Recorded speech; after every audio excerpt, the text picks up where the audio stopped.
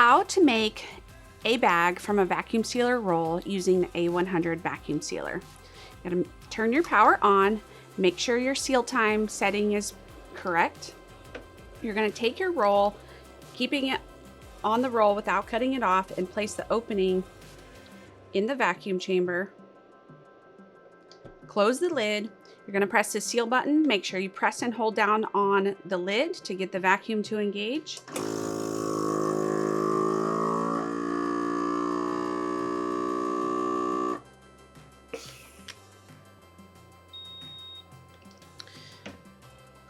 Once the seal is complete, make sure it's nice and consistent all the way across. Then you will roll out the plastic, cut to your desired length.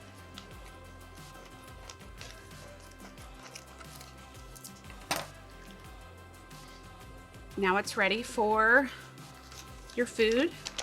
Place it in the bag, and then you just run a regular vacuum and seal cycle.